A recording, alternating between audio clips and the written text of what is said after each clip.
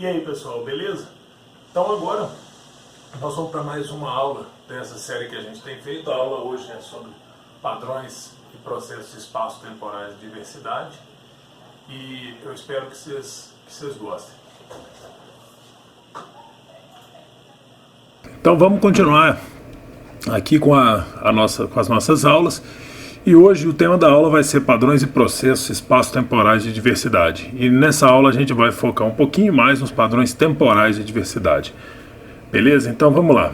Bom, a história continua na nossa mesma pergunta que guia os padrões de diversidade. Por que nem todas as espécies estão em todos os lugares? Essa figura ela é muito interessante porque ela bota toda a diversidade de espécies que existe no globo em termos de tamanho relativo dos grupos em relação à quantidade de espécies. Então, obviamente, a gente pode ver aqui no alto aqui, ó, os insetos eles têm uma esmagadora diversidade comparada com quaisquer outros grupos. Mas, por exemplo, peixes, fungos, as próprias aves e plantas, os ácaros também, aracnídeos e tal, eles têm uma diversidade imensa. Mas a nossa pergunta é justamente isso. Por que existem padrões de diversidade? Um deles, muito clássico, só para exemplificar, é justamente essa relação entre o número de espécies, o tamanho do corpo e a abundância por espécie, ou seja, quanto que cada espécie é mais ou menos abundante. E é uma coisa engraçada que a gente vê um padrão muito claro que a maior quantidade, né, de espécies está num tamanho de corpo médio com uma abundância relativamente baixa. Então veja bem, esse gráfico ele aumenta nesse sentido, como se eu estivesse puxando um lençol assim no canto da parede pelo meio. Vejam bem, a maior quantidade de espécies existentes no globo ela tem um tamanho de corpo intermediário e uma abundância muito baixa. E esses padrões são interessantes porque eles nos instigam justamente a observar por que a diversidade tem, né, essa cara, vamos dizer assim. Bom, a história toda é que na aula passada a gente viu alguns padrões espaciais. E esse padrão aqui é muito claro, né, a maioria das espécies, tanto aqui aves, mamíferos e anfíbios, elas estão ao longo da linha do Equador. Lembram o nome desse padrão? Bom, já a gente recapitula se você não lembra. Mas outra coisa interessante é que também nessa mesma linha estão as espécies mais ameaçadas. E é interessante que a gente olhe tanto para aves quanto para mamíferos. Anfíbios a gente não consegue ver tão claramente, mas que boa parte dessas áreas também estão no Equador e coincidem, obviamente, com o que a gente conheceu como hotspots, né? São aquelas áreas de alto endemismo e grande ameaça. Bom, vamos lá, qual que é o nome do padrão? O nome do padrão que tem mais espécies ao longo da linha do Equador do que nos polos é o gradiente latitudinal de diversidade. Quanto mais a gente se aproxima do Equador, maior o número de espécies. Quanto mais a gente se distancia do Equador para os polos, menor o número de espécies, beleza? Então vamos lá. A pergunta agora é, como é que a diversidade varia no tempo? E essa figura ela exemplifica bem variação, vamos dizer assim. Aqui em cima é a variação de fitoplâncton e aqui embaixo, em C e D, de zooplâncton. Vejam que na figura A e B e na C e D, a gente consegue observar que nas figuras A e C, a gente tem um padrão de maior diversidade, aqui é abundância relativa, de maior abundância relativa das espécies nos períodos de janeiro a março e setembro a dezembro, né, que coincidem justamente nesse estudo com o verão. E para as espécies que estão nas figuras B e D, a maior abundância está justamente entre março e setembro, que é o período de inverno, tanto para fito quanto para zooplâncton. Mas o mais interessante dessa figura não é exatamente falar que tem um padrão, é que apesar de existir esse padrão geral que a gente enxerga, a variação no tempo ela é absurdamente grande. Então veja, ainda que tenha maior abundância entre os meses de março a setembro, em B e D principalmente, é um caos, né? Vejam bem, esse tanto de linhas aqui. Parece que entregou para uma criança algumas cores de novelo de lã e ela espalhou no papel. E a mesma coisa vale aqui para A e C. Então a questão toda é, a diversidade varia no tempo. E aí justamente vem a nossa aula. A nossa aula tenta cobrir os tópicos da variação da riqueza de espécies, da diversidade no tempo geológico, a variação em escala global, já num tempo mais recente, num tempo ecológico, digamos nos últimos 100 anos, variações em escalas sazonais. O que são escalas sazonais? Né? São as variações ao longo das estações do ano.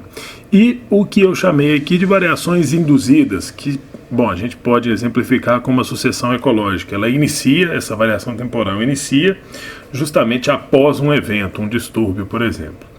Então vamos lá, o que vocês têm que saber ao final dessa aula? Ao final dessa aula eu espero que você consiga discutir com um colega de mesmo grau de instrução, da mesma sala, o efeito do tempo nas comunidades ecológicas. Então, como que o tempo é importante para as comunidades ecológicas. Depois também eu espero que vocês consigam explicar como é que essa variação ocorre através das escalas espaciais. E por fim, eu espero que vocês entendam os conceitos de sucessão ecológica, os conceitos clássicos, Clements e Gleason, e os conceitos modernos, que levam em conta outros fatores e a imprevisibilidade desse evento de sucessão. Então vamos lá, né, pessoal? A história toda é uma espécie qualquer, uma espécie X, ela vai ocorrer num lugar quando?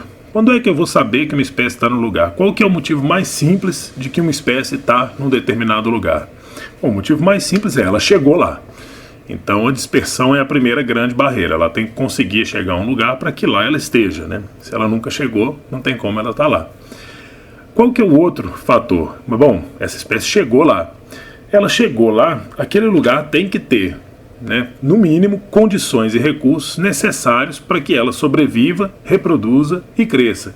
Ou seja, se a gente pensa que todas essas condições e recursos formam um hipervolume n-dimensional de limite de tolerância, bom, esse conceito vocês já ouviram, é o nicho ecológico. Tem que haver, né, as condições e recursos que estão dentro do nicho, pelo menos do nicho fundamental daquela espécie. Bom, dando prosseguimento, uma vez que ela chegou no lugar e há condições e recursos mínimos para que ela persista, logicamente, as interações com outras espécies não podem excluir essa determinada espécie do lugar. Então, ela tem que chegar, ela tem que conseguir persistir pelas condições e recursos do lugar, e as interações que ela faz com as espécies daquele determinado local não podem excluí-la. Não pode haver um competidor muito forte ou não pode haver um predador que dizime a população completa dessa espécie. Então essas são as condições que a gente imagina para que uma espécie esteja no lugar. Acontece que isso tudo a gente está pensando num ambiente estático. Mas pensa comigo, o ambiente aqui, um exemplo de precipitação mensal ao longo dos meses, o ambiente varia no tempo, o ambiente não é estático no tempo. E com isso, os limites de tolerância que podem estar sendo atendidos numa determinada época do ano, podem não estar sendo atendidos em outra época do ano, permitindo tanto que uma espécie ocorra só numa faixa de tempo, enquanto que outras espécies ocorram em outras faixas de tempo. Então, mesmo que ela chegue, ela pode chegar na época errada. Se ela chegou na época certa, ela está com condições e recursos, mas pode haver uma outra espécie que interaja com ela naquele momento. Mas se a gente pensa na dinâmica disso, a variação temporal nas condições e recursos do ambiente pode permitir que diferentes espécies ocorram em diferentes épocas do ano. Isso é extremamente interessante. Então a pergunta da nossa aula vai justamente como é que o tempo influencia nas comunidades ecológicas, beleza? Bom, falei que ia começar com a história do tempo geológico. Então vamos no tempo geológico. No tempo geológico a gente sabe, né, se a gente segue essa linha vermelha, a gente sabe que a riqueza de espécies variou bastante, né, ao longo das épocas e eras geológicas. Aqui exemplificado pelos gêneros de espécies de predadores. Mas a gente conseguiria pensar em várias outras épocas. Vários outros grupos. E a gente vê que existem esses eventos na variação da riqueza de espécies. Bom, vocês estão vendo dois eventos que estão mencionados aqui, que são as extinções em massa. As extinções em massa a gente vai discorrer rapidamente, mas eu queria só chamar a atenção de vocês para esse primeiro boom de espécies que ocorreu. Esse primeiro boom é chamado explosão do Cambriano e é onde a diversidade na Terra teve o seu maior aumento, né? Justamente quando as condições ficam ideais para a vida e tal, essa explosão acontece. Mas nos interessa agora pensar justamente nas extinções em massa. 5 são indiscutíveis e reconhecidas e uma sexta tem sido discutida mais recentemente. Vamos lá, quais são essas extinções em massa? A primeira delas é a extinção do final do Ordoviciano, a segunda do Devoniano, a terceira é a grande extinção do Permiano, a quarta é a extinção do Triássico e a quinta e mais conhecida é a extinção do Cretáceo, porque nessa extinção foram-se embora os dinossauros. Beleza? Então vamos uma por uma. Bom, a primeira delas, a extinção do final do Ordoviciano, ela foi causada por uma grande glaciação, seguida de um efeito estufa muito forte, o que mudou rapidamente a temperatura do planeta. Vejam aqui embaixo, sempre vai ter a configuração do planeta Terra, a geografia da Terra naquele momento. Então veja, os continentes são bem diferentes do que a gente conhece hoje. Nessa extinção, 85% de todos os organismos foram perdidos. Foi um baque, né, se a gente pensar. E dentre alguns conhecidos de vocês, os trilobitas sofrem, né, a primeira grande extinção em massa da história desse grupo.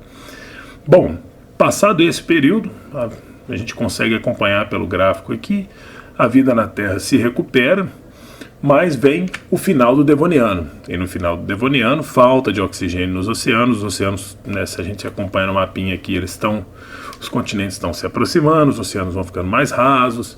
Isso faz com que o nível do mar suba e o planeta esfriou também nessa época. Nessa época, 70% de todas as espécies marinhas foram perdidas. Dentre elas, os ostracodermos e placodermos, que eram peixes com exoesqueleto, e, de novo, os trilobitas. Os trilobitas eles vão passar por alguns eventos, vocês vão perceber. Bom, daí vem a maior extinção em massa que a Terra já experimentou, né, que é a extinção do final do Permiano. Vejam bem, é chamada de The Great Dying, a grande mortalidade. 96% de todas as espécies que habitavam o planeta foram extintas. Percebam, só 4% da vida na Terra sobrou depois dessa extinção. Dessa vez, é a última extinção em massa pela qual os trilobitas passam, e daí eles não conseguem mais voltar. E o que causou essa extinção? Essa é bem documentada, a gente sabe que houve condições muito quentes, muito secas, erupções vulcânicas, isso levou ao declínio de plantas e animais, e muito gás carbônico na atmosfera levantou a temperatura do planeta. E vejam, os continentes estão terminando de se aproximar, né, isso faz com que os níveis oceânicos reduzam mais ainda. E é interessante mencionar, né, como está escrito aqui, que a vida na Terra levou cerca de 20 milhões de anos para recuperar depois desse evento. Ou seja, tomou 20 milhões de anos para o baque ser absorvido pelo planeta Terra. Seguido dessa extinção do final do Permiano, houve uma extinção no final do Triássico. Essa extinção do final do Triássico não se sabe muito bem quais são as causas. Vejam, aqui a configuração é quase de Pangeia completa, né?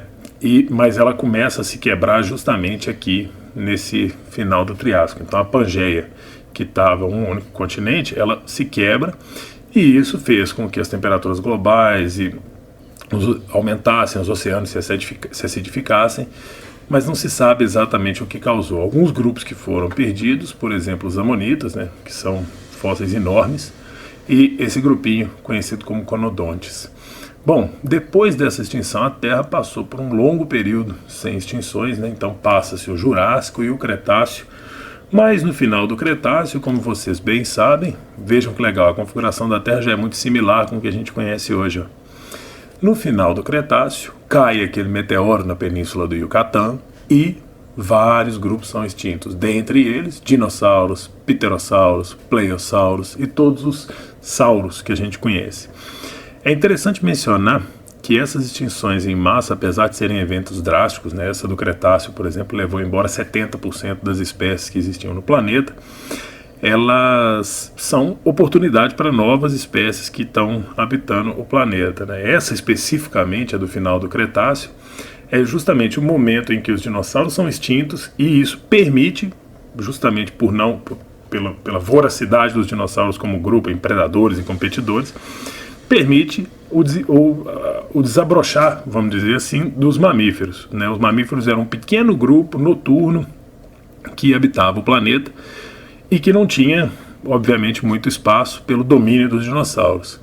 E aí, com a extinção dos dinossauros, as condições, né, ficaram muito similares à noite, o que favoreceu esse pequeno grupo de mamíferos, e os mamíferos então diversificam nessa época.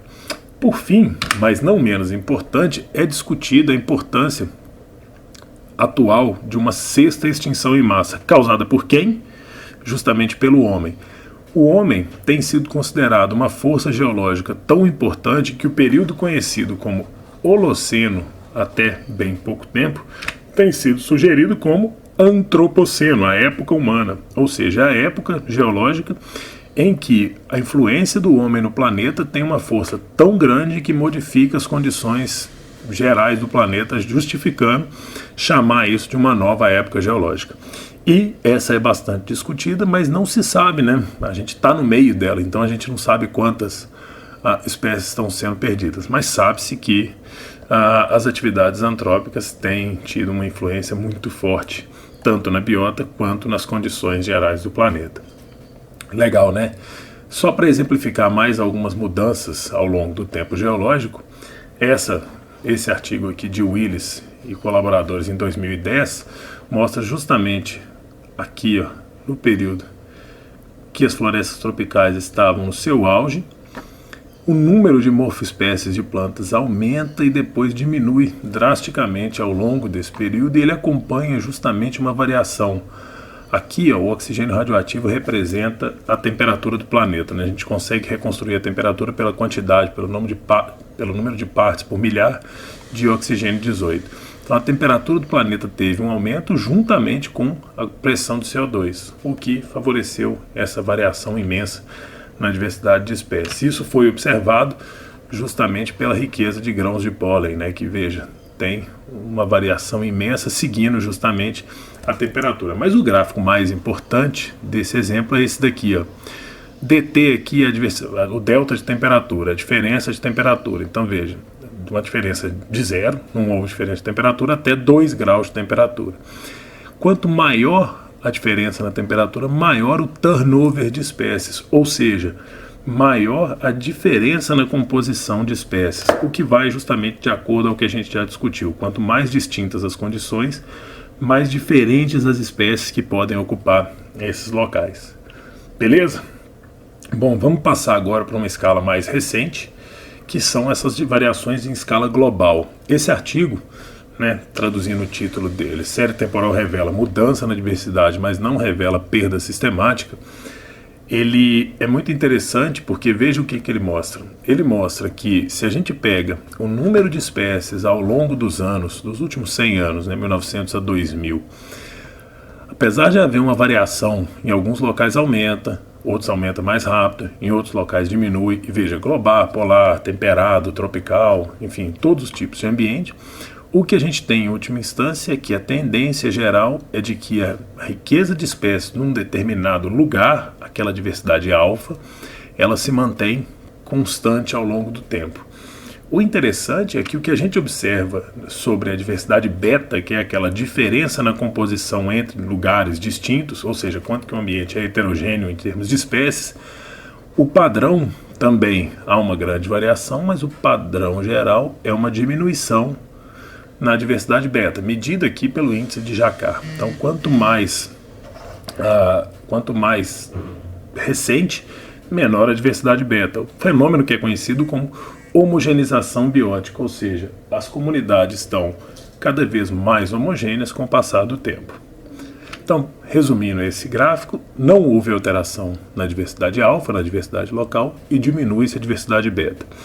Bom, esse outro artigo, 15 formas de tendências da biodiversidade no antropoceno, tenta mostrar, né, de uma forma mais teórica, por que tem acontecido isso desse jeito.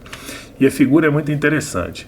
Vamos primeiramente nos focar, né, entre A, B, C e D, são locais diferentes no espaço. Esses locais diferentes no espaço A, B, C e D foram acompanhados em 95, 2005 e 2015. Vamos focar na variação espacial. Em 95, veja, quanto maior a distância entre esses locais, menor a similaridade, ou seja, maior a diversidade beta. Em 2005, esses locais, quanto mais distantes, ainda mais dissimilares, mas menos dissimilares. Estão vendo? E por fim, menos de similares. A similaridade diminui com o tempo, mas numa taxa muito menor do que era em 95. Em 2015, veja, a espécie verdinha já domina e há um decréscimo da similaridade com o tempo, mas não é tão drástico, não é isso? Com o tempo não, com o espaço. Se a gente pega esses 3 gráficos e soma, a gente tem justamente aquele gráfico lá do artigo anterior, que a taxa de beta-diversidade ao longo do tempo tem diminuído. Cada vez a curva está menos inclinada espacialmente ao longo do tempo.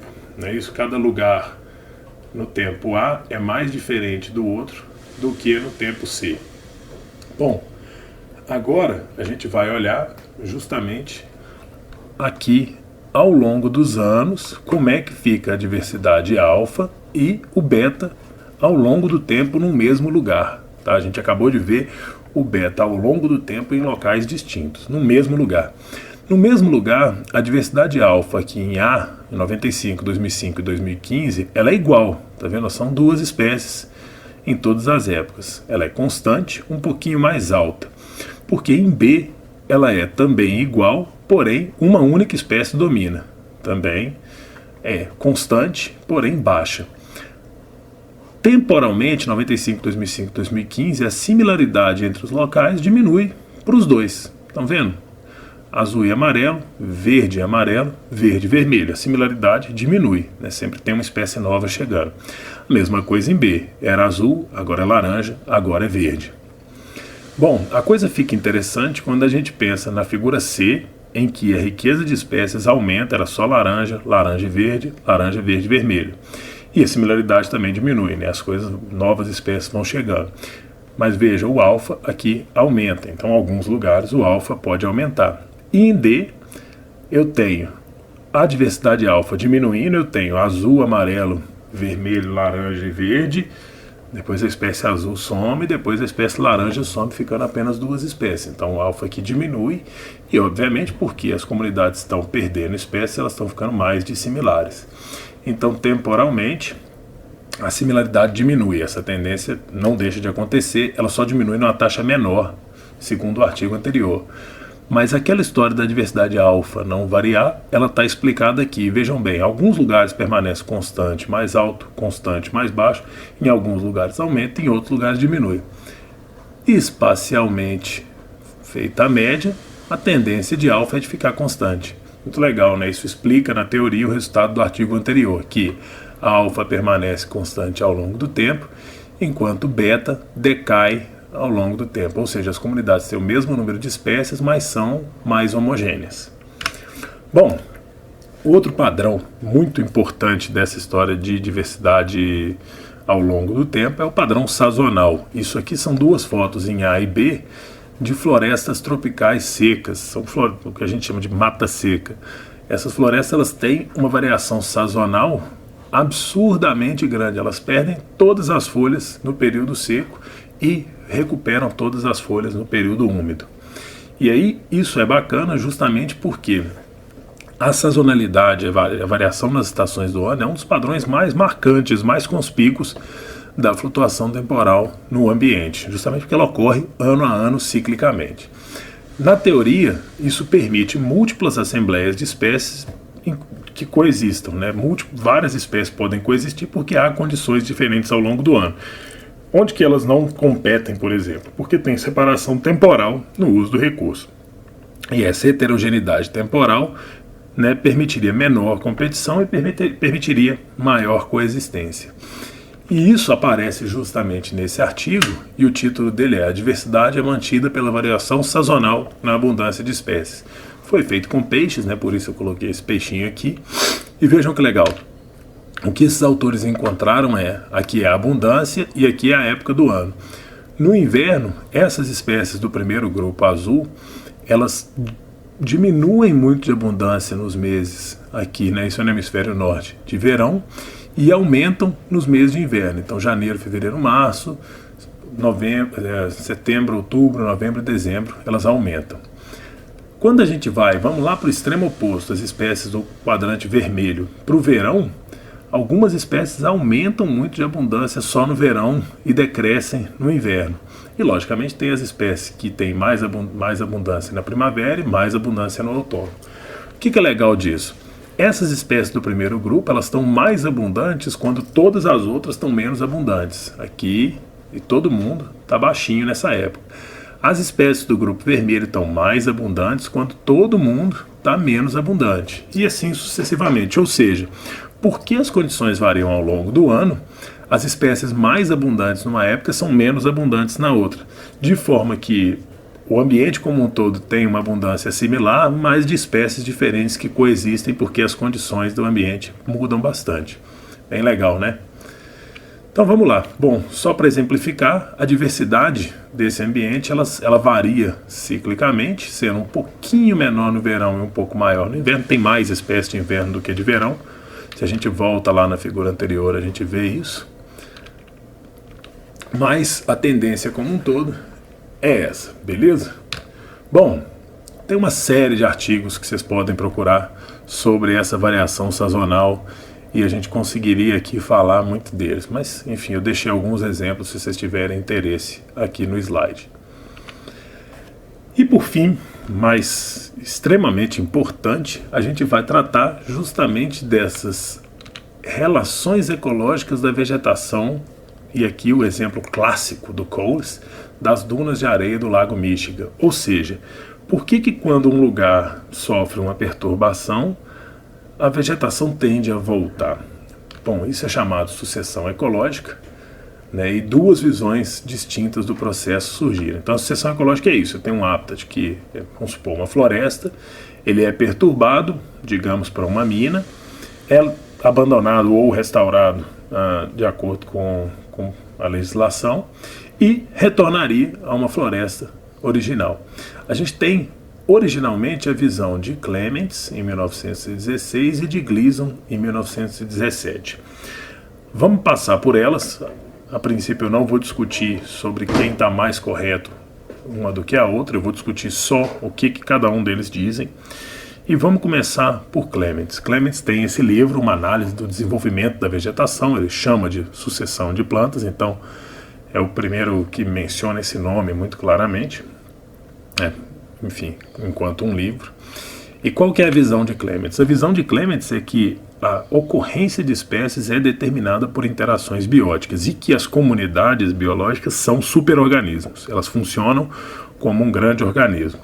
E Clements nos traz o conceito de uma comunidade clímax, de uma comunidade última que sempre vai ser alcançada. Ele dedica, inclusive, uma seção inteira do livro sobre estabilização e clímax, onde ele fala o conceito, a natureza do clímax, como que ele se relaciona à sucessão, enfim, tipos de clímax, subclímax, mudanças no clima, enfim. Ele vai falar sobre tudo nessa história do clímax, de onde uma comunidade deve chegar. O que é esse tal desse clímax? Vamos lá. O Clements, ele fala então que a natureza essencial da sucessão é indicada pelo próprio nome, é uma série de invasões, ou seja, novas espécies chegando, numa sequência marcada pela mudança de formas de vida mais simples para formas de vidas mais complexas. Isso é importante no conceito de Clements. Ele fala que essas mudanças elas vão de formas de vida simples a formas de vidas complexas. E o interessante é que justamente Clements fala que são 3 fatores que interferem nesse processo. É o habitat, as formas de vida e as próprias espécies. E o Clements fala justamente que um estado de equilíbrio deve ser alcançado. Então esse é o tal do clímax, o estado de equilíbrio final. E aí vem a parte mais famosa, né? O estudo de desenvolvimento da vegetação necessariamente está na premissa de que uma unidade clímax é uma entidade orgânica, ou seja, o clímax ele vai ser alcançado porque ele é uma entidade natural, ele é parte daquele ambiente. Então, como ele diz justamente, como um superorganismo, o ambiente em sucessão ele surge, cresce, amadurece e morre. Quando ele chega no clímax, ele está novamente sujeito a uma nova perturbação e esse processo deve começar. E o mais importante é que cada tipo de clímax deve se reproduzir. repetindo essencialmente os estágios de desenvolvimento anteriores. Ou seja, ele acha que existe um final para a sucessão e esse final é o clima que se passa por todos os estágios intermediários até que chegue nele, ok? Isso é o que Clements acha.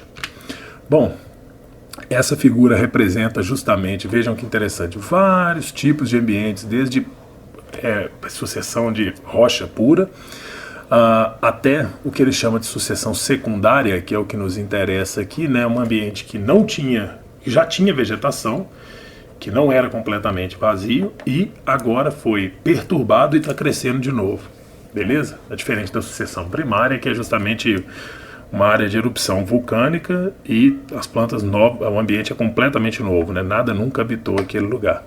Mas nos dois casos, veja bem, Clements diz que existe um clímax que deve ser o final dessa sucessão. Bom, para Gleason, em contraponto, né? Então acabamos Clements, Gleason já pensa que as espécies co-ocorrem em uma área porque têm requerimentos abióticos comuns, porque elas precisam das mesmas condições e recursos. E para ele, diferentemente de Clements, as comunidades não são um superorganismo, eles são um agrupamento aleatório de espécies que apresentam características de mobilidade semelhantes e respondem às alterações do habitat. Então vamos a alguns trechos de Gleason. A associação de plantas não é um organismo, mas é uma série de entidades separadas, ou seja, uma série de espécies isoladas que estão naquele ambiente porque conseguem sobreviver ali. Ele também diz que, sob essa visão, a associação não tem nenhuma similaridade ao organismo e é male comparada a um grupo de espécies. E uma parte importante do que Gleason diz é justamente que cada comunidade é meramente uma parte pequena de um ambiente que muda o tempo todo. Então ele não deve chegar a um clímax, olha que legal, ele fala, e raramente se repete. Ou seja, não deve existir um clímax, não deve chegar a um estado final comum, porque, na verdade, essas associações elas são aleatórias e dependem de quem chega e quem persiste. Em comum, o que os dois pensam? Os dois dizem justamente que a sucessão é um processo que não é cíclico na variação da comunidade, então não é uma variação sazonal, por exemplo, porque ele não é previsível enquanto um ciclo, e a sucessão ela pode ser definida. Para os dois casos, a gente pode extrair essa definição, que é um processo não sazonal, sequencial e contínuo de colonização e substituição de espécies ao longo do tempo. E alguns mecanismos que estão envolvidos uma espécie pode inibir a outra, pode facilitar a presença da outra ou pode simplesmente tolerar a outra. Beleza? Bom, esses são os conceitos clássicos, né? Clements e Gleason. O que são os conceitos mais modernos de sucessão? Então, bom, considerando essa linha vermelha, que é o estado de referência, ou seja, como o ambiente era no início, como que a nossa medida de biodiversidade, seja ela riqueza de espécies, similaridade, seja o que for, varia ao longo do tempo.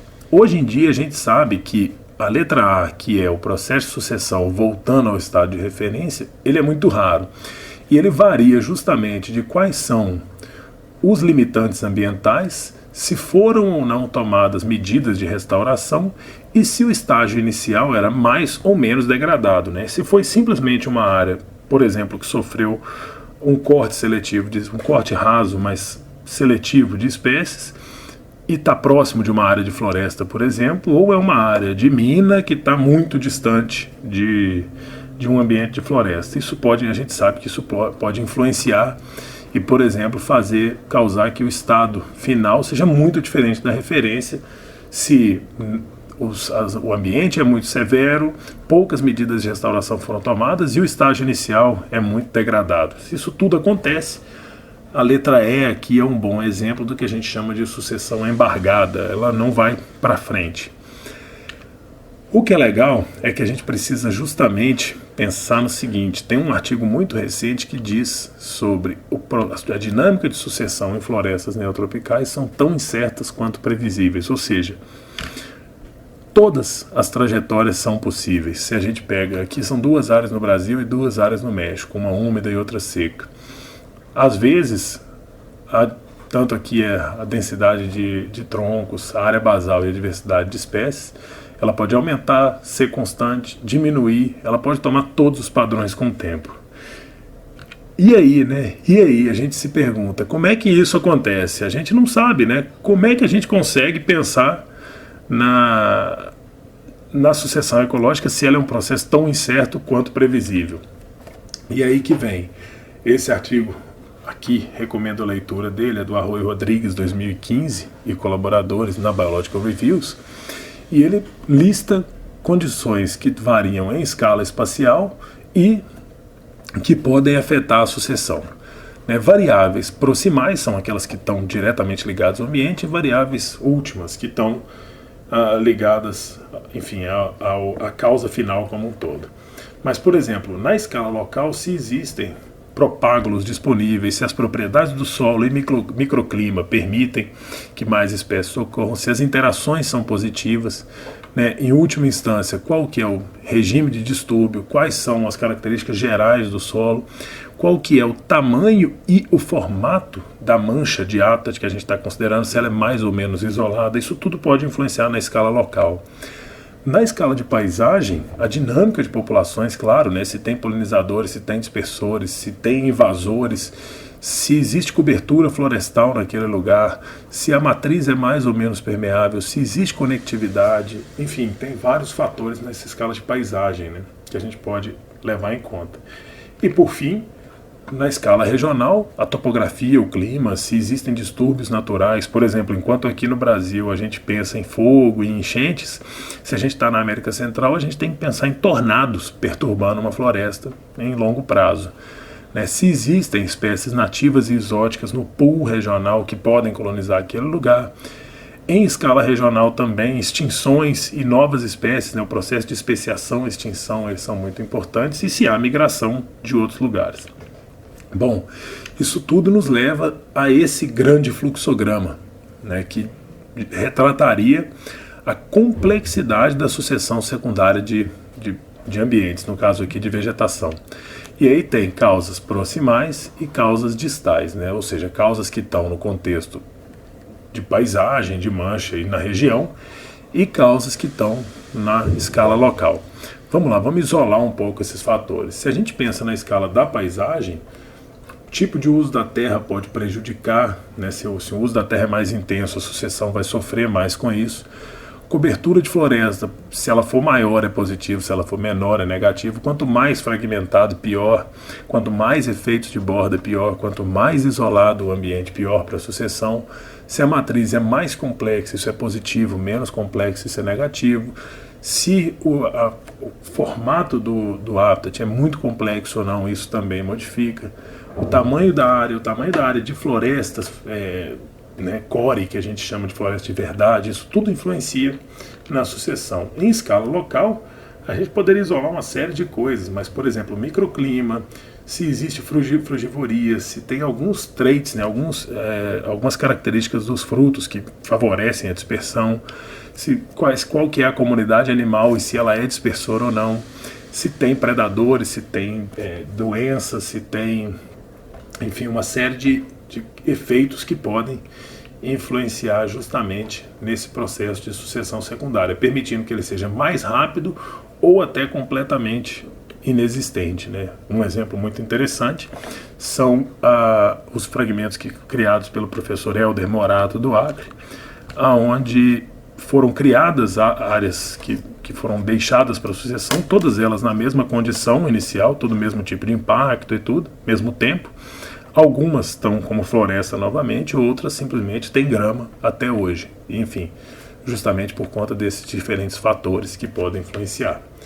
E por fim, as mudanças globais. Aqui a gente vê a mudança na temperatura global ao longo do tempo, e a gente vê que até mais ou menos os anos de 1920, e quando passa da Segunda Guerra e da Guerra Fria, isso explode. A temperatura global tem aumentado, atualmente a gente está cerca de 1,5 grau, mas as projeções mais pessimistas dizem que por volta de 2100 a gente vai estar 5 graus além da temperatura atual. E isso, logicamente, pode afetar as nossas espécies. E esse exemplo é muito interessante, porque justamente, vejam bem, são duas comunidades de peixes, no tempo 1 e no tempo 2, e o que a gente observa? Olha só, essa espécie vermelhinha, no tempo 1, ela ocupava só essa parte sul aqui desse lago. E ela expande muito no tempo 2. Justamente são espécies que têm mudança na distribuição por causa das mudanças de temperatura globais, por exemplo. São chamados range shifts. São muito comuns em montanhas também. As espécies sobem a montanha à medida que o globo esquenta, né? Quanto mais alto, mais frio, elas vão seguindo essa faixa de temperatura. Outras espécies são introduzidas. A espécie verdinha não existia e ela aparece justamente nesse tempo 2. E ela pode ter um efeito nessa comunidade. E o interessante da gente observar é que, veja bem, a diversidade alfa não muda muito, né? A espécie laranjinha foi extinta, né, na região como um todo ela para de existir, a espécie marronzinha sumiu dessa assembleia, né, ela acontecia aqui e não acontece mais, mas a chegada da espécie vermelha e da verde mantém a diversidade igual ao longo do tempo.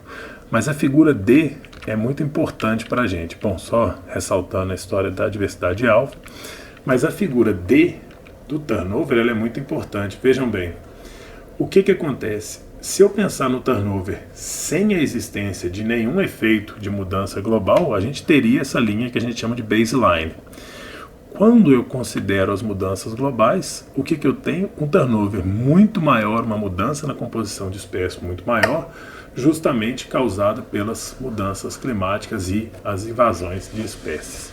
Beleza? E por fim, o que a gente chama de significar múltiplos endpoints, ou seja, o que a gente quer dizer com isso aqui é que não existe uma situação daquela comunidade que seja fixa e possa ser característica.